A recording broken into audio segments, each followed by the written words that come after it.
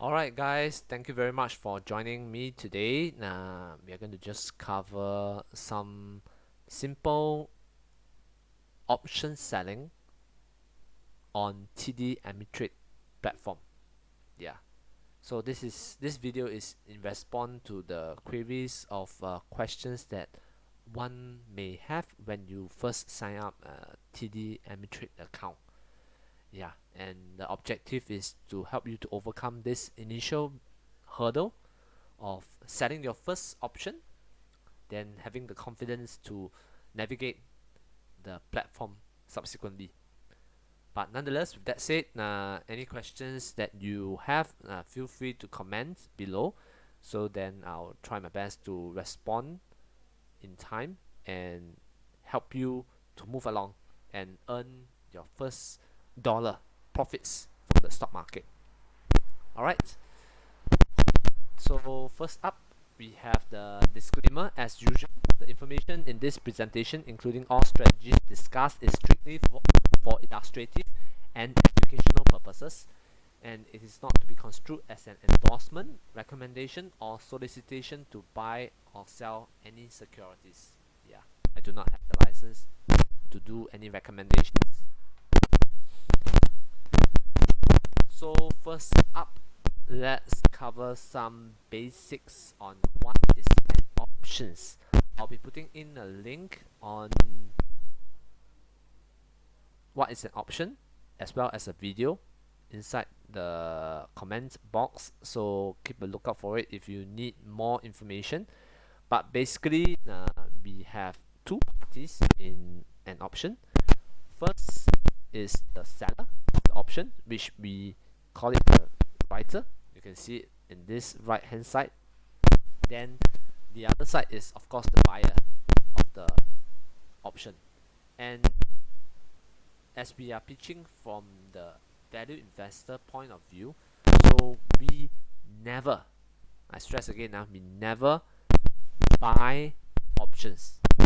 We only sell options as a means to get cash flow while waiting for your share to hit the sell or buy price, and as well as a way to offset or gain additional profits.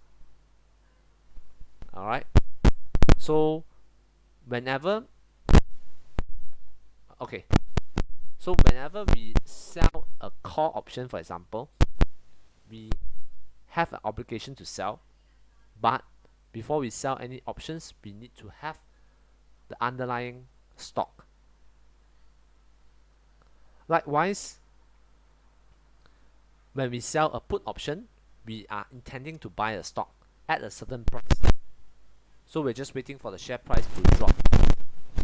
So when the share price do get to the strike price range, we have the necessary funds to buy the shares. Okay, so this is what we talk about: the obligation to buy and the obligation to sell.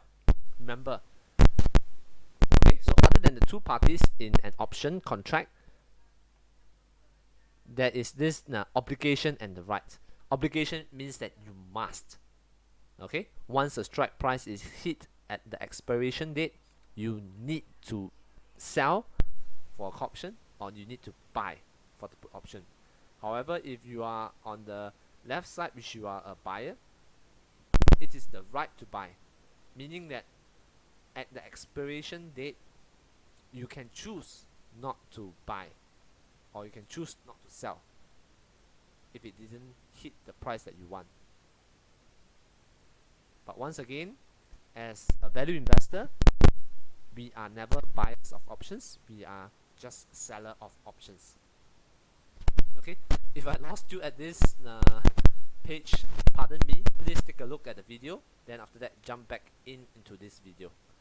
So now I shall move on to something that is more practical. Okay, this is the TD Ameritrade account. Once you have set up an account, cleared all your KYC and AML, and finally gotten an account ID and logged in, this would be what you see. Do not be overwhelmed, because a lot of these functions I also do not know what is it for, and I hardly use them.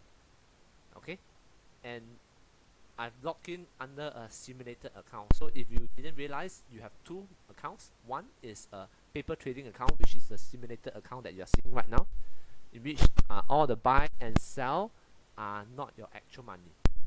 And the other one is the live account, in which you need to put in your real money into the account before you are able to do any trading. So if you do not have confidence in what you are doing, you can always use the simulated trading account, which is the paper account, to trade what I'm going to teach you next. Then once you have the confidence, then you can move on to your real money.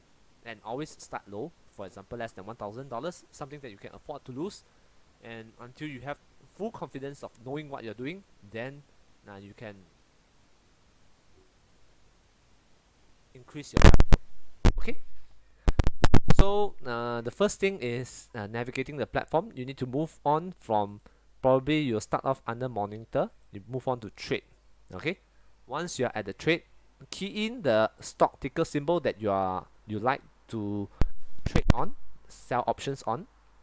In my case, I've chosen Apple, so the ticker code is APPLE. Sorry, no E. Okay, Apple. So you can see that the current share price of Apple tonight is at $125.55.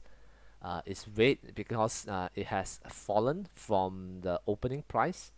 The open price is at oh, seems like there's a gain. Okay, so open at 123, and now is at a high with a positive gain of $2.47 at 125. Okay, so pardon me, it's a gain from the open. Okay, so then the second thing that you need to know when trading options is you'll see two sides. One is the call, and the other side is the put.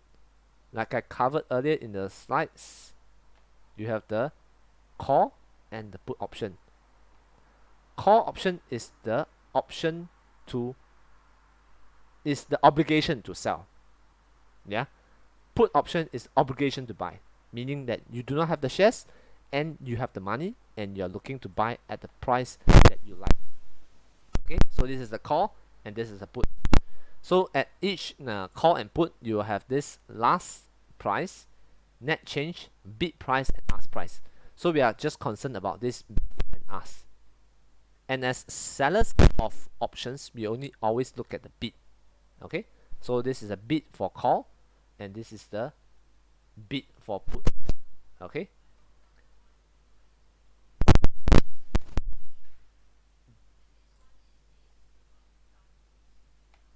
so in an option contract, there is a total of 5 factors.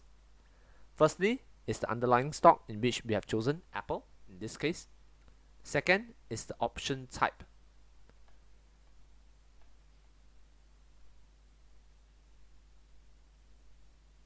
Third is the expiration date.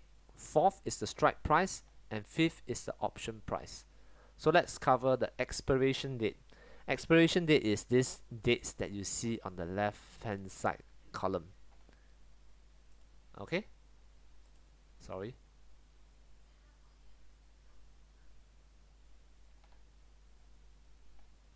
So the expiration dates are stated here is weekly on Friday. And the reason why some of these dates are in yellow whereas others are in white is the weekly versus the monthly options expiry date. Okay, so you can see here, after April and May, we have all just monthly options. Usually the weekly options come about when it's closer towards the date. So for example, after we are done with April, come May, then we have May and June weekly expiry date.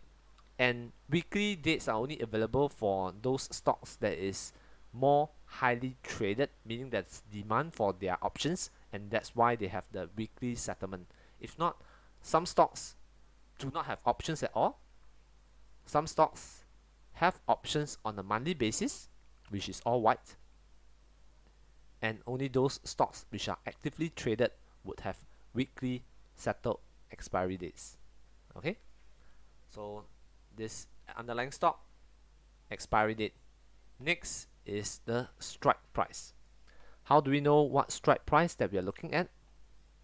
So this column shows the strike price of Apple stock on 9th of April expiry. I do not want to look at 9th April. Let's look at somewhere further. 18 June. So at 18 June, at this strike price range, you should have, as a value investor, you should have done your homework and assess the intrinsic value of Apple. So for example, now is at $125. I've assessed that if Apple share is below $110, that will be my buy zone. Okay, I do not have the share price right now, and I assess that it is a good time to buy in at below $110. So I'll be naturally looking at only this column for the expiry date of 18 June. Okay, so this is the strike price. And we now look at the option premium, because in this case I have the money and I just want to buy in the shares at or below 110. So I'll be selling a put option, and this is the premium that I'll be getting for each share that each option that I sell, each put option that I sell, I'll be getting $1.60. So after you click on this part, you'll get this order entry coming up. It tells you that it's a single order sell. You are selling the put option, and this quantity represent the number of units that you'll be selling. So in options, 1 unit equals to 10 shares. So I have indicated 10 units here, which means I'm selling 100 shares. Stock price, stock symbol APPL.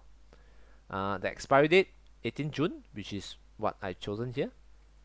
The strike price 110, which is below my intrinsic value, and my buy price is a put option. The premium that I'm looking at right now is between 160 to 161.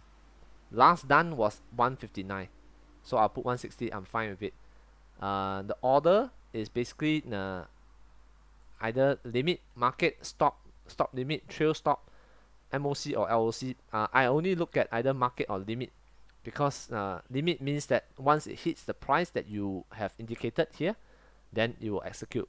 Market means that whatever price that is trading in right now, it will be executed. So usually we put limit to be safer, to hit the price that you want. TIF stands for whether is this order will last throughout the whole day, or will it last until it is being traded. So if you want it to be till whatever days, and you do not want to log into a platform every day to see whether the trade has been exercised or not, or put in a new trade, you can put GTC. The exchange, usually we put CBOE, which stands for Chicago Stock Exchange. You can also choose the other stock exchange that you like, but usually we will put best. Reason being because regardless of which stock exchange has the seller or has the buyer for this option, it will be exercised, meaning it will be picked up by a buyer. Because remember, as value investor, we are seller of options. So in this case, check that all the details for the trade order is correct, and you press, oh, it just went up to 161. Just now we were at 160, so I'll just leave it at 161. I'll press confirm and send. It has a final confirmation. Because this is using a paper account, so it's a simulation, not a real trade, which makes it all the more fine. It has an impact of 11,000 reduction to my balance, so I'll have less money available for trading. I click send.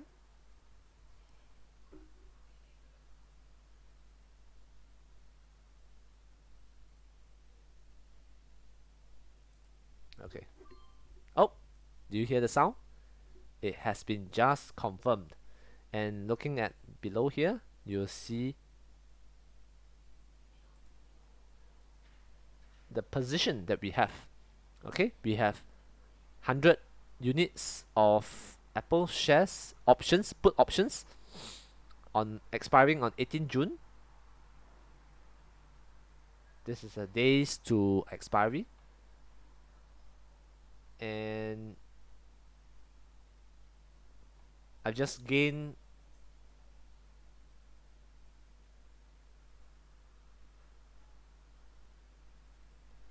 supposedly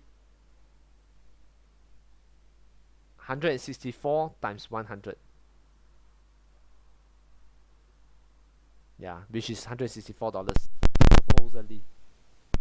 Okay, then after setting the option successfully, you also have this thing called pause view, POS, at the expiry date, indicating that, oh, you have an option that you have sold expiring then. So that's how you do it for trading on TD Ameritrade account. Just now we were also saying that the 5 factors, right? Underlying stock, option type, expiry date, strike price, and option price, option premium. So option type wise, there's 2 main types. One which is the European option, then the other one is American option. So American option is just about the expiry date and when can the buyer of the option exercise.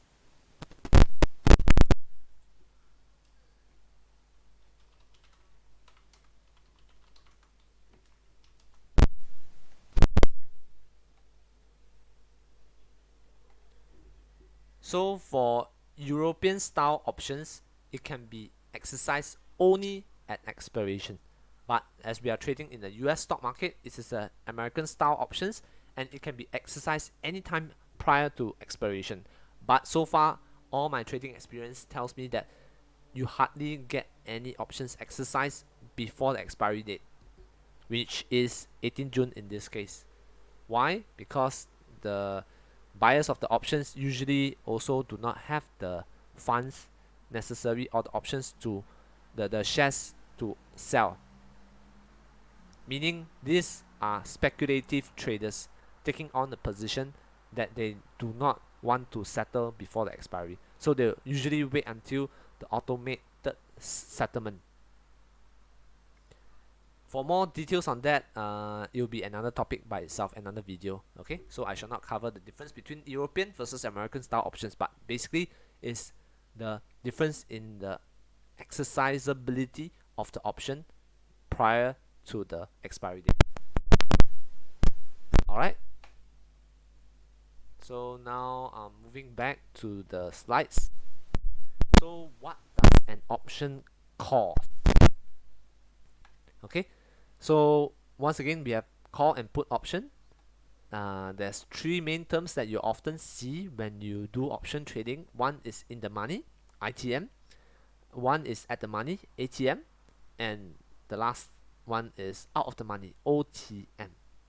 So OTM for the call option is that the strike price is greater than the stock price. For put option is the reverse. Strike price lower than the stock price. So let's go back to the example.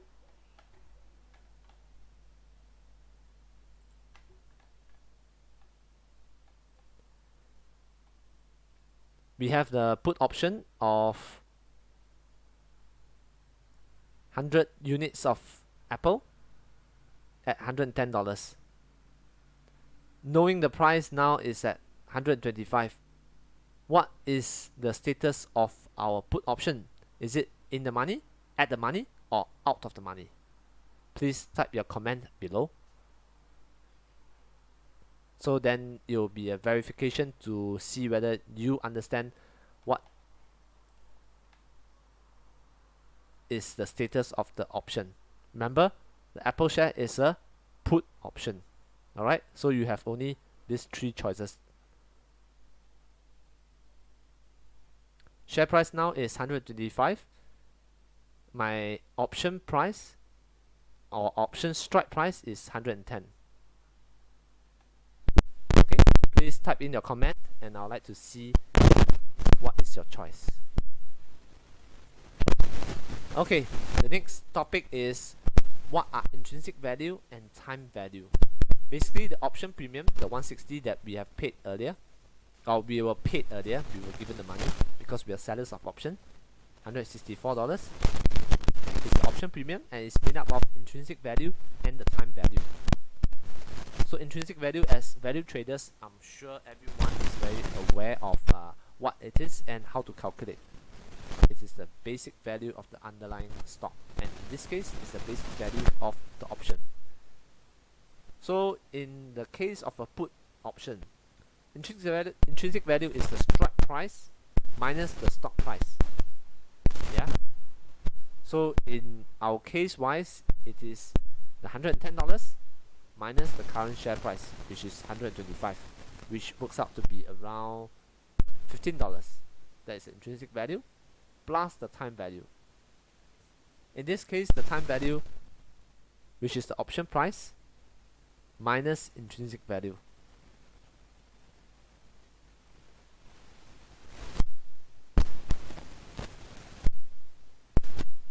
Okay, so maybe it's a bit too complex. Let's use an example to see.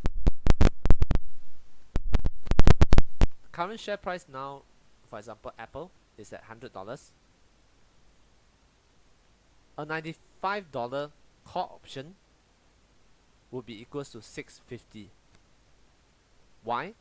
It's because 100 minus 95, you have $5, and $1.50 is the premium of the time value. You see? In the money, $5 intrinsic, $1.50 time value.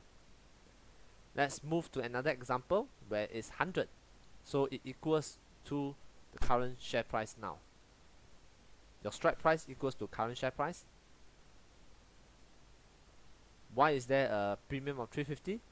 It is a at the money option.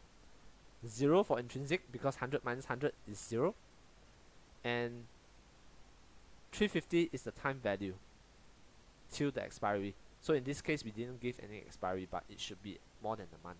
So that's why the time value is considered high. And the last out of the money example would be option strike price at 105, stock price is 100. So we have a 150 intrinsic value, or rather intrinsic value here is 0, and a time value of 150. Why is there a difference between 100 and 105 with both intrinsic value at 0? So from this option pricing, I can tell that most people think that the share price will drop below 100. It will drop below 100. That's why it is giving an intrinsic value of 350 for time value, and yet for 105 strike price is only at 150. Intrinsic value is 0. Intrinsic value is 0 because it is out of the money. So any option that is at the money or out of the money, you will have a 0 intrinsic value because the strike price is higher than that of the stock price, the current stock price. So the only value that it has is the time value, and with 350 being the time value, so the difference is $2. Actually, the stock market is valuing that this particular stock will go up to 102 in the next time period till the expiry date.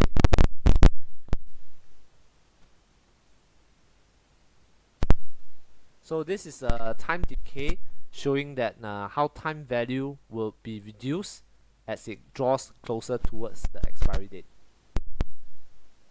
So you can see that it's an exponential curve, with the curve being 100% at around 120 days and beyond, and at 30 days, in which 30 to 60 days is my recommended buy window, because we do not want to hold the option for too long a period, as we do not know what will happen to the stock market in the short term. Yeah, as value investors, we hold the share for the longer term, and then we sell options as an additional cash inflow for us while waiting for the option to hit the sell price that we want, or to hit the targeted buy price that we want. Yeah. So let's give another scenario whereby we sell put, which is the case of Apple. Okay. Remember, the strike price for my option is at 110.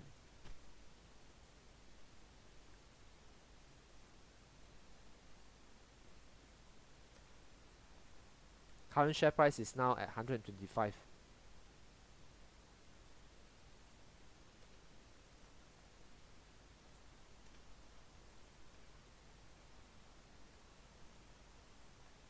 Yeah, 110. June 18 expiry date is usually the third. For monthly options, the expiry date is on the third Friday of the month. Yeah. And do not be alarmed by the negative 15. It means that it's the profit that I have made. Negative is profit, huh? Sorry. In this case, it's loss, but it's fine.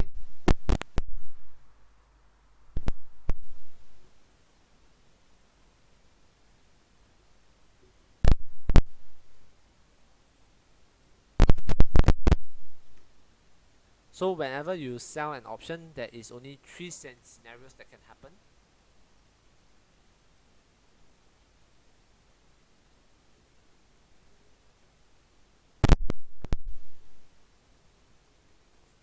First is that the stock closes above 110. Second is the stock closes below $100. Third, the stock closes between 100 and 110. Let's discuss the first scenario whereby the stock closes above 110. As I sold a put option, as the seller, we keep all the option premium, and we can sell another put to reduce my holding cost basis and generate cash flow.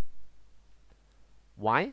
It's because assuming that the stock still is trading at above 120, did it hit below my strike price of 110? No. So the option expires with 0 value to the buyer. The buyer cannot exercise this option because he won't want to, as the current share price is 120. If he sells me the stock, I will be only buying at 110, thereby giving me a profit of $10. So the buyer of the put option won't be so silly to do that. So it expires $0 to the buyer, and I get to keep all the option premium.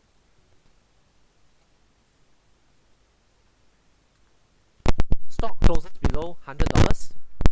Is it below my strike price? Yes, my strike price is 110.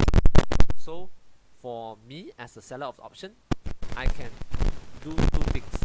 One, I can close out my option position and take a loss, which means that it's around $10, because it's the difference between the current share price, which is 100, versus that of the strike price, 110. $10 difference, I take a loss. Or I can let the put expire, which means that I kept the option premium, the 160, but I'll be assigned, and I have to buy the 100 shares of Apple at $100 each. The effective purchase price of the stock is between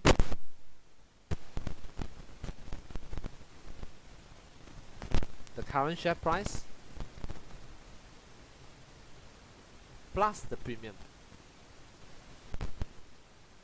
or rather $100 minus the premium.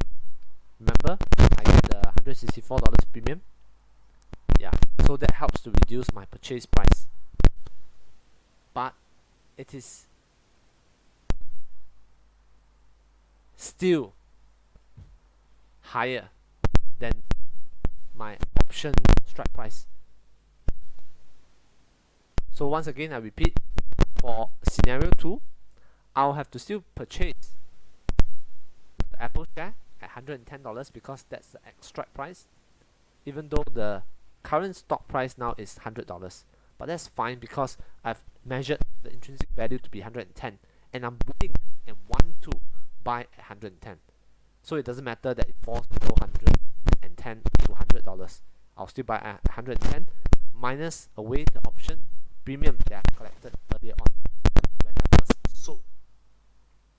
So I am having that margin of safety. Is fine. I'll keep the Apple share and I'll sell it when it's above the targeted sell price. For scenario 3, when the Apple stock closed between 100 and 110, so it is in between my strike price and the premium that I've collected. So I can do two things too. I can close out my option position between $0 and $10. Okay, because depending on what price the share ended up with, if it's 105, then I'll just need to pay the premium and get the shares at 110, or I can just take the hit of the loss of $5 and pay the loss and not get the shares. Okay, so there's just 3 scenarios for both put and call options. It's either above the strike price, below the strike price, or in between the strike price and the premiums that you have collected. So now comes the question on how to choose which put to sell. Yeah, how to decide which put to sell.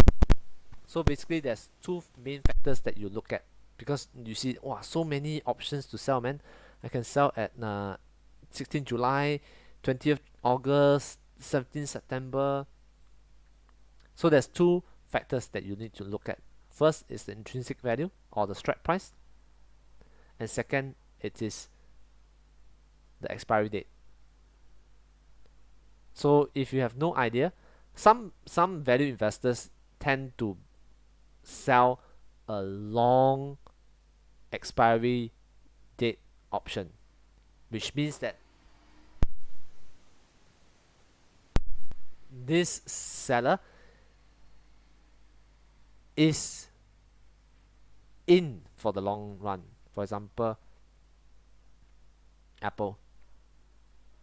So he's looking at the 2023 January expiry date. He's able to sell a put option for $95 strike price. Do you think Apple will fall into that price range? Probably not. And he can keep this $6.35 premium for each unit and use that to reinvest for other shares. Okay, I hope you got what I was trying to say. So if you are a long Apple investor and you believe that 110 is the intrinsic value, once it goes to 95, it will be almost near impossible to reach that price unless there's another recession. If not, Apple price will only keep going up and not go down. So selling an option that is long expiry to that date will not get you assign with the share. So you can use this money to reinvest. But once again, like I told you, it's very risky because you have the obligation for the next 2 years to buy Apple shares should it fall into 95. Yeah. So this answer how to choose which option to sell. Then for trading options on TD Ameritrade, I've covered it just now as the second topic. So in summary, I've shared what is an option, what does an option cost, the intrinsic and time value of an option, selling puts, how to choose which put to sell, and the trading options on TD Ameritrade account. Alright, hope this video has been useful for you, and see you around in the next video. Hope you've subscribed to my channel and like this video.